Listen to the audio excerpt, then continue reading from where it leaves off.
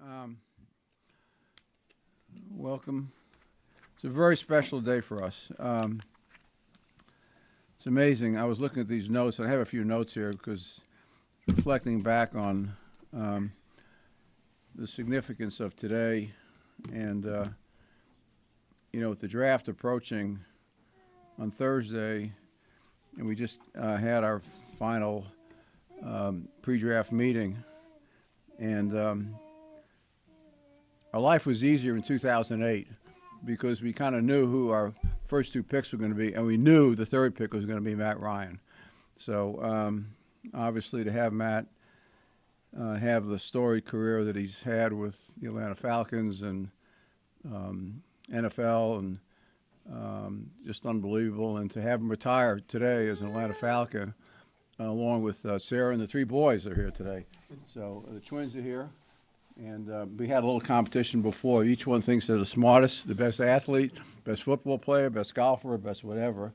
Cal doesn't have an opinion yet, but he's very happy to be here. So just as a reminder, it's when I was going back and reading these notes and getting ready for today, it amazed me really in the 14 years that we were graced with Matt as our franchise quarterback and leader, really what he's accomplished.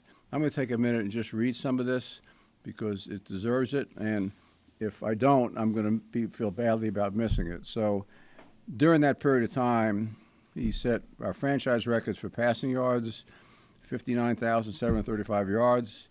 I don't know where the last 65 yards were. Would have got to 60,000 on it. Completions, touchdowns, career passing rating, career completion percentage, career 300-yard games, 73 of them, four-time Pro Bowler, recorded the most passing yards and completions through the first 14 seasons in NFL history. Stop and think about that. The most passing yards and completions in the history of the National Football League in his first 14 years in the NFL. And obviously 2016, Matt, Offensive Player of the Year, MVP, took the Atlanta Falcons to its second opportunity to play in the Super Bowl. But beyond all of that, Super Bowl and incredible career as a Falcon, in the community, he and Sarah both have been so active in so many ways, supporting children's needs, community needs, folks that are underserved and underrepresented in a variety of ways. He was nominated the Walter Payton Man of the Year in 2016. This is an exceptional football player, but probably more exceptional as a human being, as a husband, as a father, as a great friend. He's been a beloved friend to me for that period of time, to my whole family.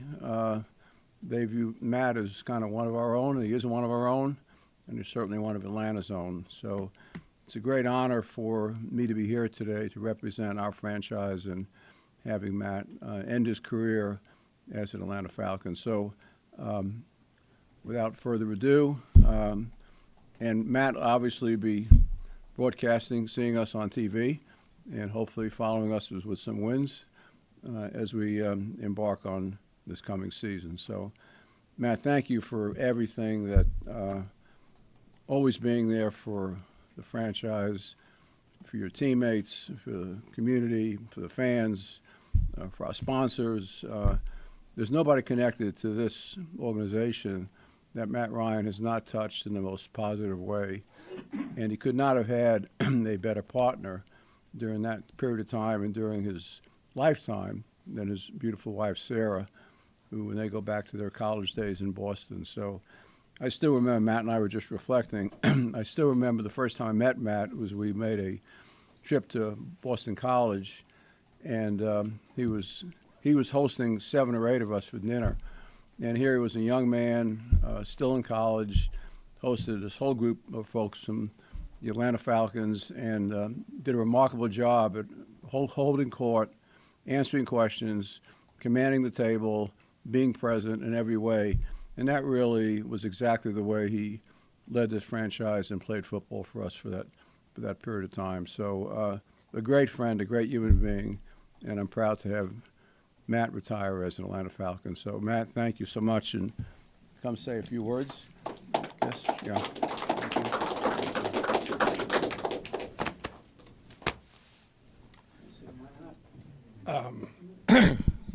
So Arthur kind of mentioned that dinner and said I was hosting. I did not pick up the tab that evening, though. So I wasn't really hosting, but it really is amazing to me to be standing here 16 years after, having that dinner up in Massachusetts. And it's really been a blink. But I want to start by thanking Mr. Blank for the opportunity of a lifetime. I wanted nothing else, as a kid, other than to play professional sports. And in April of 2008, you gave me that opportunity. And I know draft picks are never, an easy decision. There's lots of options. There's lots of ways you can go. But for me, it was a responsibility every day to make sure you guys were right. And I tried to do that the best that I could for the 14 seasons here. So thank you for the confidence then. Thank you for the confidence, through those 14 years, and thank you for the friendship, that continues on. I'll certainly always be pulling for Atlanta and the Falcons. When you think about, it being the end, there's so many people that help you get to this point. And three of them are sitting right here. I can't believe you guys came out today. So Todd, Jenk, and Finn, appreciate you guys coming. But you guys were there from the start when I got here, and I'm so thankful to you guys and really to all the teammates that made such an impact on my career and on my life. There really is no team sport like football. You're completely dependent on, so many other people, and I was so lucky to play with so many great ones. To everybody in the organization, I start thinking about. Like Mr. Blank mentioned, the number of people that, I got to meet, and he mentioned that, that I impacted, but it works both ways. And so I was so fortunate for my 14 seasons here to be impacted by incredible coaches. I think of head coaches, starting with Mike Smith, got to see him this morning, which was incredible.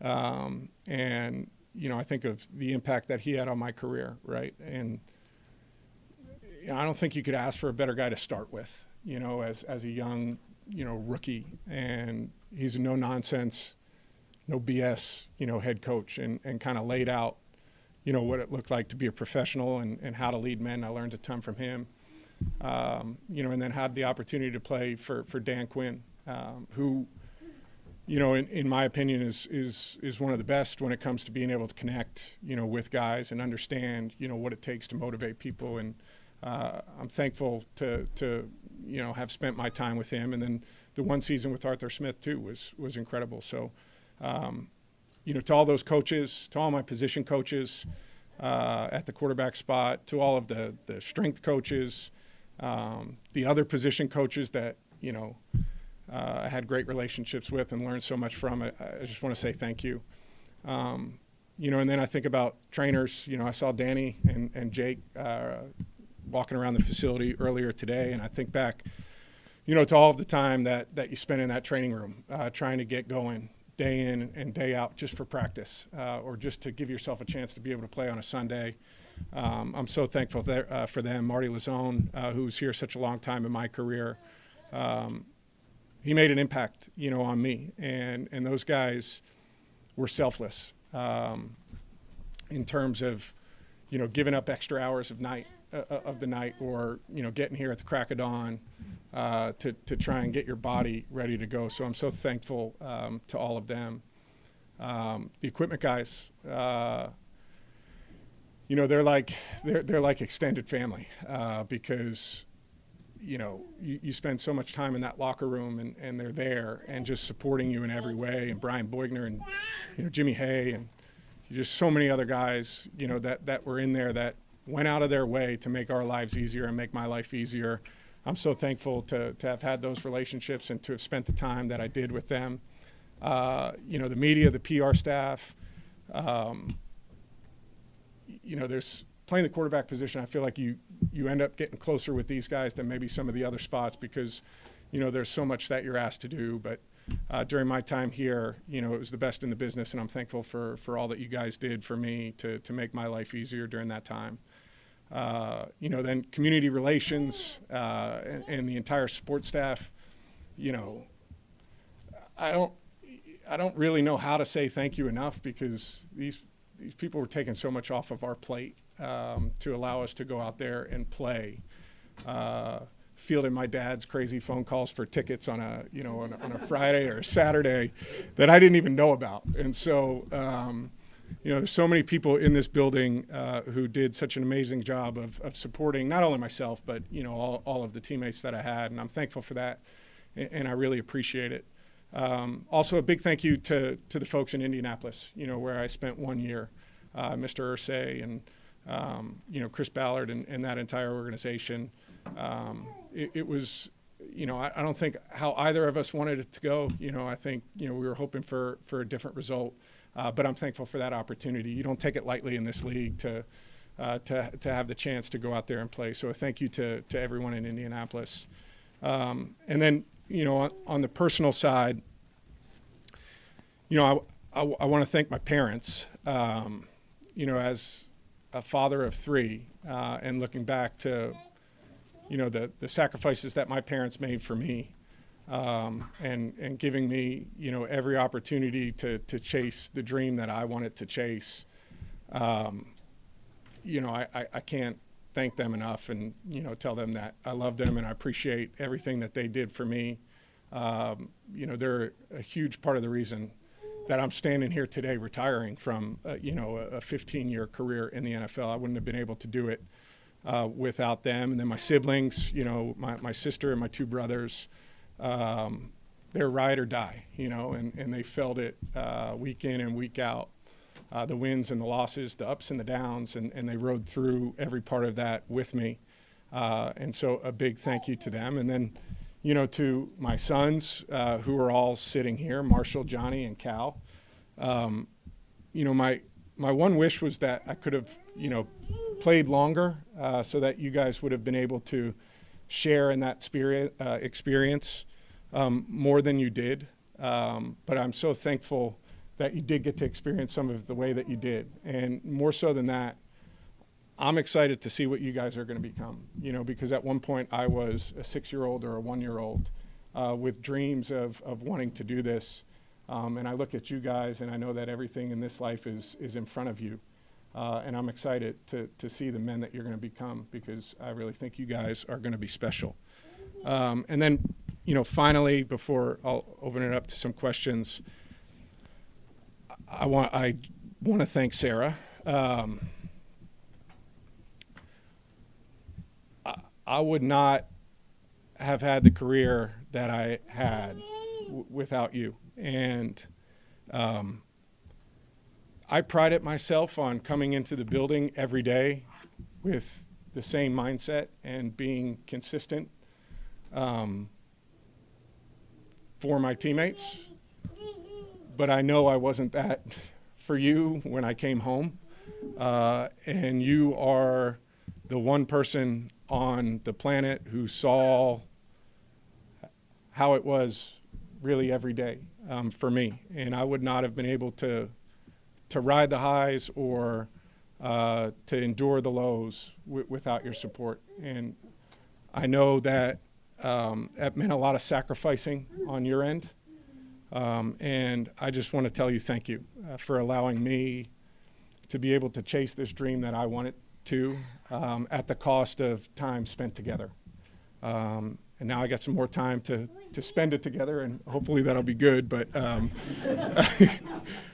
I'm so thankful, and I love you so much. And I really believe that, my time as a player was as successful as it was because of you. And I love you for that. So thank you so much.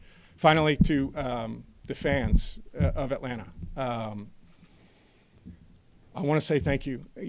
I think for the 14 years that I was the quarterback here, I felt the passion and the energy all the time. And it wasn't all smooth sailing. there were ups and downs, and I'm sure lots of frustration and lots of, enjoyable times as well. But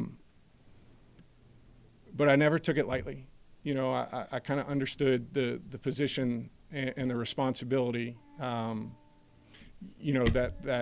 that I had, and I tried to do it as best as I could every day to come out and to be the best version of myself and try and be the best quarterback I could be for this organization and for this city. And so I want to say thank you for the continued support. It was a hell of a ride, and I'm excited to see what's next, this next chapter of life, but and kind of see where that takes us. But today, it's exciting for me because you never have control in this profession of where you're going to start, and I could not have been luckier, that it was a start here in Atlanta, and it went for 14 years, and now I can bookend it and retire as a Falcon today. So thank you for that opportunity. I appreciate it. And with that, I'll open it up to any questions that you guys might have. Yeah, hey, Matt, D-Led, this is the last time you get to go first. This is the last press conference I do that you go first. That's right. There's no notes. You're on a computer. What is this? I don't even know this guy. Yeah. Yeah, just paperwork-wise, when are you filing the papers, and when does that clock start? And then well, I just signed a one-day contract prior to coming down here. okay. I feel like it was this was one of the team-friendly deals that I signed for. So, you took the hometown discount. No, they were always team-friendly. So I think I'm not the expert on that, but I think that paperwork goes in tomorrow. Okay. And just take us back to the beginning. Bill Musgrave is working with you. First pass of the That's it right there. touchdown. That's it. A couple weeks later, you beat the Bears in 11 seconds. That was also Mike Jenkins on the sideline. Yeah. The old bench route. Just, those memorable moments at the beginning, Yeah. kind of let you know, hey, this might be, might be a long ride here for yourself. I mean, I was flying by the seat of my pants. Like, I had no idea what I was doing. And, I think back to it, though, so Bill Musgrave, I'm so thankful for Bill and the first 3 years that I had with him. I mean, he helped me so much in terms of time management. I have this kind of, acronym that I've lived by since then, and it's TSVR. And Bill was the one who taught me it: time spent, value received. And I think it was an incredibly valuable lesson, at an early age. Was let's invest our time in stuff that's actually going to impact us playing well and impact us winning football games. And honestly, it's something that I carried through and really tried to do for my 14 years here in the year in Indy. So that was awesome. But thinking back on that first touchdown pass to Jank, I remember on Friday I would meet with Mike Mularkey and go through the first 15 plays. And I was sitting in his office that Friday, and I was like, Mike, I'd really love to get a completion early on, just something easy, right? And so I think we were like zero. I think we called it like zero strong, 62 Comet Sync was the formation, the play call, whatever. And so the front side of it is like curl flat. It's like the first concept you learn, when you're in, fifth, whatever grade now. And all we're going to do is key kind of the hook defender. And he's like, hey, they play X amount of, this cover 6, so quarter, half. You're going to be front side. They play it like 95% of the time. The only other thing they play is this one thing where they roll the safety down weak, and it's going to be the single high coverage. If so, just throw the skinny post. If you miss it in the dirt, it's no big deal. We'll move it to the next one. So I'm up there. I get under center, and I'm like, all right, it's third play of the game. I think we ran the ball twice to Michael Turner. And I get under, and I'm like, all right, please give me cover 6 so I can throw this flat route as fast as I can, get it out of my hands as quick as possible. And sure enough, I'm sure Jank probably saw it the same way. The safeties start rotating pre-snap, and I'm like, holy shit, I got to throw this skinny post. I got to let it rip. And I hit my back foot, and Jank ran a great route. He was, so good at those timing routes, whether it was the semis, whether it was the skinny post. But if you're talking about a guy who ran routes on time, on the right steps, was exactly where he needed to be when he was supposed to be there. That was Michael Jenkins. And so I don't remember celebrating. I've seen the clips of it, obviously afterwards. I was losing my mind.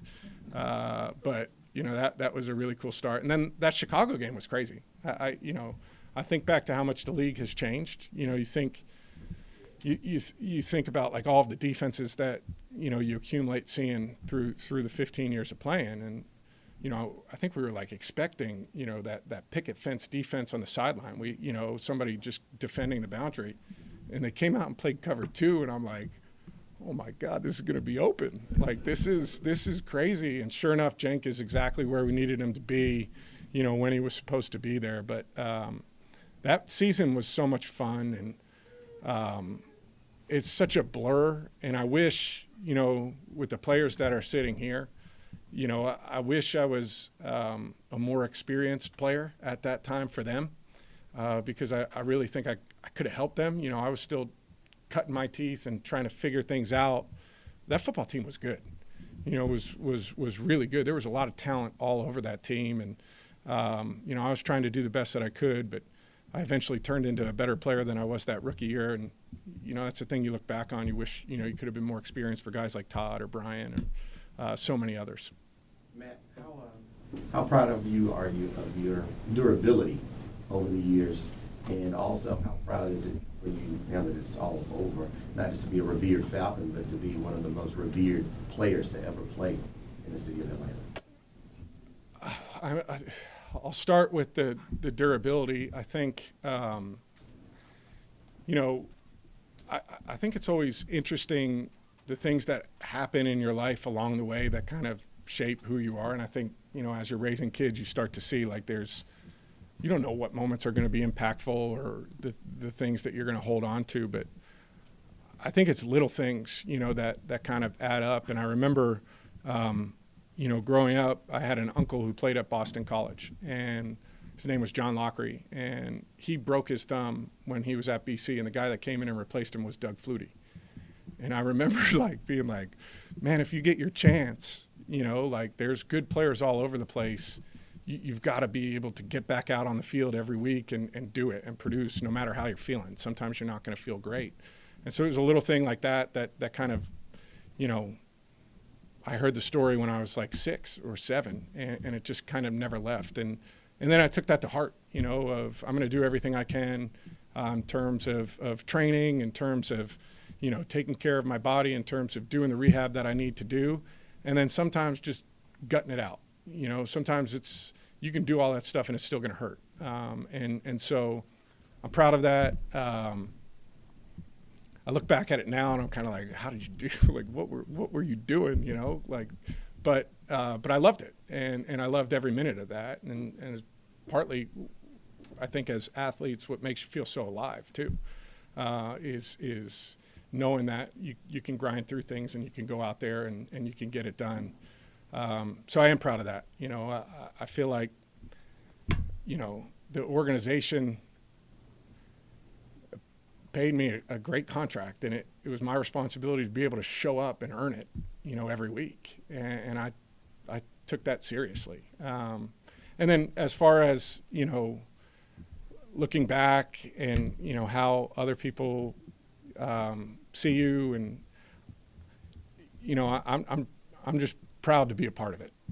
There's some unbelievable athletes who have come through Atlanta, whether you're talking about Dominique or Chipper or you name the pitcher for the Braves, right? Like, there's just some unbelievable guys that have come through this city and been able to play at a high level for a long time. And just to even be mentioned, with those guys, to me, I think back of those Braves guys, they like ruined my childhood growing up as a Phillies fan. So then I got to meet them and I'm like, really?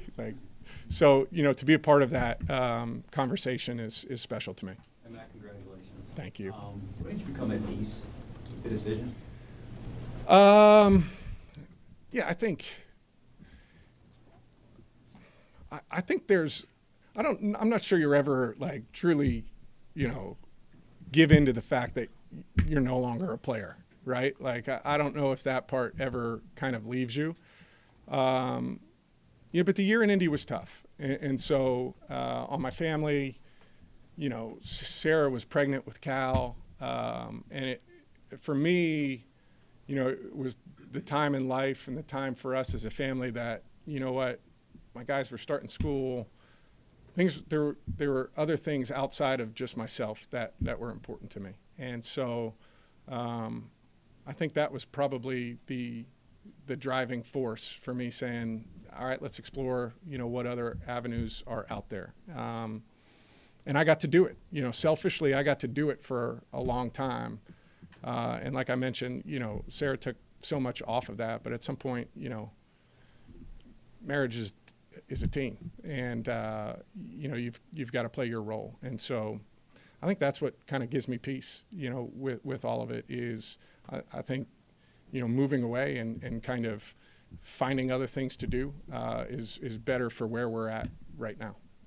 Matt, can I ask you a couple questions? One, Matt Ryan, the television analyst, and is Matt Ryan, the TV analyst, think Matt Ryan, the player, is a Hall of Famer? Loaded question. Yes and yes, but I mean, so I feel like I would be harder on myself, as an analyst, and I was so thankful to be able to do that this past season too. I really enjoyed, working for CBS and calling games with the crew that I got to call them with. As far as the other stuff, I think my body of work is strong, and I think I did a lot of things the right way, but ultimately it's not really my call. And so it doesn't really make a difference, but I'll say this, I'm really proud of the things that we accomplished as a group. And if you would have told me at 15, that this was the way it was going to shake out, I would have signed up for it every time. One more for me too. I hate to be the one to ask this, but you have to. But how frustrating or does it pain you to not win that Super Bowl? Obviously, when you all were so close. Yeah. Yes. Yeah, it does. It hurts. I think that's, it's one of the things I think that is always a part of you, right? That falling short of what you ultimately set out to do is tough. But that's life. There's so many things in your life that are going to go that way, and you've got to pick up and move on. I remember seeing a Winston Churchill quote, and it's, success isn't final and failure is not fatal. What counts is the courage to continue on. And I think back to that is, of course we would have loved to have won that, and of course it still hurts, but you've got to have the courage to continue on. And one of the things I was most proud of, in my career is that 2017 football team of having to answer the question that I still get asked, every day for the course of that season, and grinding our way back into the playoffs, winning a playoff game out in LA, and then ultimately, falling a little short in Philadelphia. That was a hard season on that group. And, it was a resilient and tough bunch. Now, if you go back 16 years today, the draft is, days away, you've done all the work. Yeah. Did you have expectations or what you wanted? Take me back now. I'd go back. Yeah. Did you have an expectation or what you wanted out of the team that drafted you, and how did the Falcons kind of surpass or fit what you were expecting? Well, I wish they would have given me the heads up that the work was already done and they knew it was going to happen at 3, because I didn't know, So that would have been nice a couple days prior. But, at that point, I mean, it's such a whirlwind, right? A whirlwind. And so I remember I was in New York at the time. The draft was in New York. So I was up there a couple days early and kind of doing that runaround. And I think, honestly, being so busy with all of that stuff was probably exactly what was good for me at the time, right? Not just sitting around thinking about the what ifs and what's going to happen and where am I going to end up. I think I was at peace, at that point, and I was young and dumb, which is, there's a lot of beauty to that as well, of just, wherever I end up, I'm going to get, to work as fast as possible. And I'm fortunate, for me, it was here. Anybody have anything else? All right. I wonder if for the last couple of years, you were in Indy one of those years, but not being here, how much did you watch the Falcons? What was it like for you watching the Falcons, particularly last year watching them from the broadcast booth? Yeah, it was, Indy was strange. I remember, when you're playing, you don't see it as much. So I didn't see them play all that much, but I remember being, I forget where we were in the preseason, and they were playing the night before, and they were on, and I remember sitting in the team meal room and being like, wow, that was weird. It was strange, but commentating, I think was, I thought it was a really cool experience. I think it's difficult, because there's obviously, personal relationships that are there. But I really enjoyed it. And I will say this, to Arthur's credit, it was the best booth to commentate from in the NFL. I will say that. Mercedes-Benz Stadium was phenomenal. The food, the layout at halftime was exceptional. But honestly, the vantage point, the view lines, it's an incredible place to call a game. And so that was special. It was really weird calling a New Orleans Falcons game, in the dome of like, all right, I'm going to be fair here.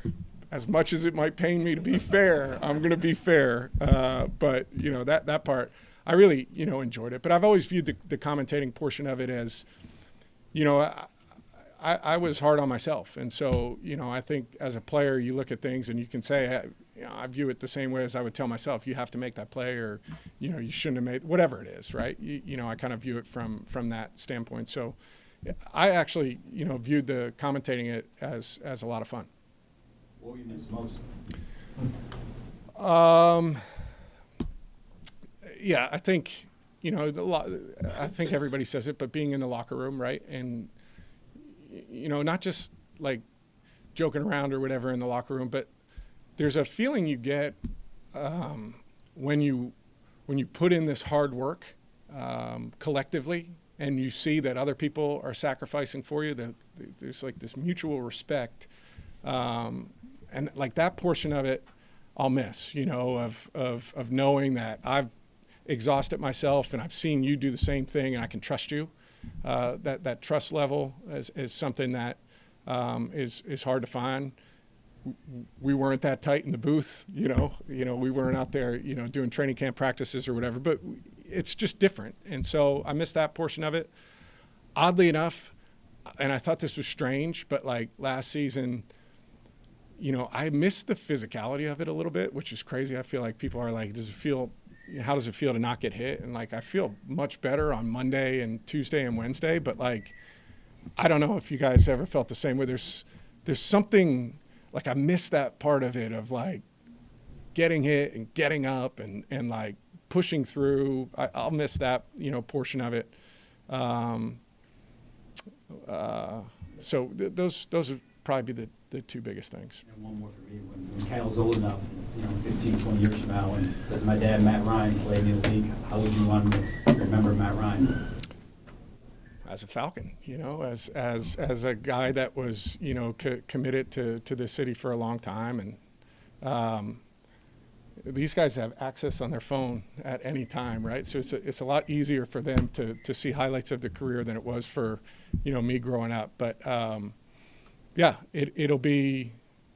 I don't know how to answer it, to be honest with you, but I did it. I hope he thinks I did it the right way, and that's what I always tried to do. Was show up day in and day out and approach it the right way, work the right way, compete the right way, and try and be a good ambassador for the organization that was putting so much trust in me.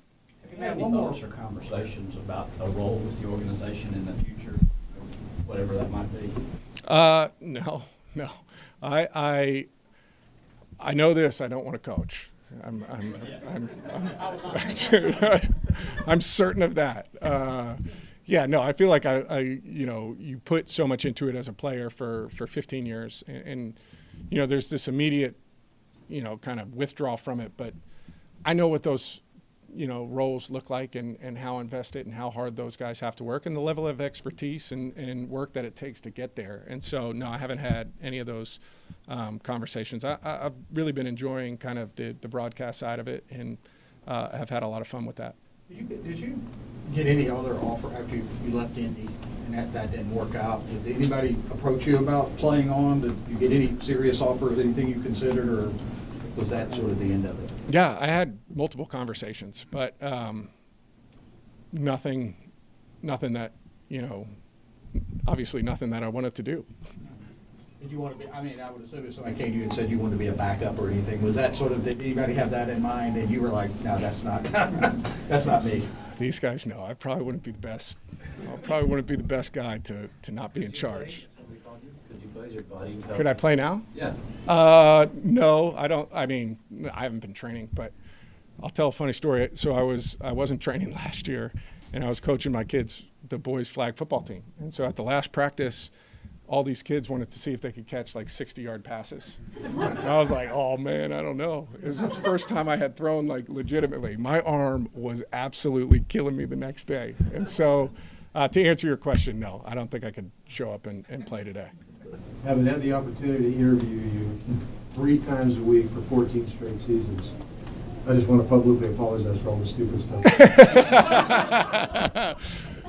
We can go around the room.